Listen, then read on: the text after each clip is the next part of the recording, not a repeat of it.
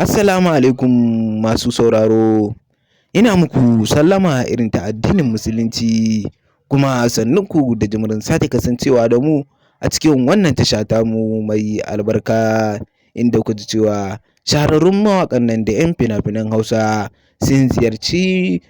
tsohon shugaban ƙasa Muhammad Buhari a tsohuwar fadarsa da ke Daura inda suka kai mai ziyara. Mai sauraro, in dai wannan ne farkon ziyartarka cikin wannan tasha tamu mai albarka, ka daure ka danna mana subscribing kana ka danna mana alamar ƙararrawa domin samun fitattun labaranmu da zarar mun ɗora. Bayan sun kai mai ziyarar ne janar Muhammad Buhari tsohon shugaban ƙasar Najeriya yake nuna jin daɗinsa ga wannan ziyara da suka kai mai, inda daga tokar tasu ne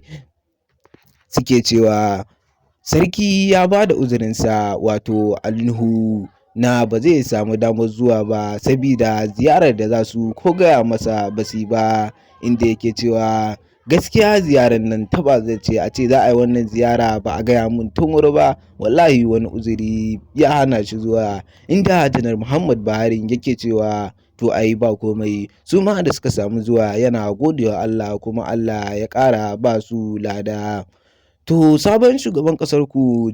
Bola Ahmad Tinubu shi ma ya fito ya yi tsokaci ga wannan ziyara da suka kai wa janar Muhammad Buhari, inda yake cewa yana jin daɗi yana ƙara godewa Allah da 'yan fina-finan Hausa suka kai wa janar Muhammad Buhari zuwa tsohuwar fadarsa da ke Daura, inda yake cewa insha Allahu za a sami gyara a Najeriya, inda yake cewa harkar fim ma ita ma ya kamata a ƙara inganta ta a ƙara tsaftace ta.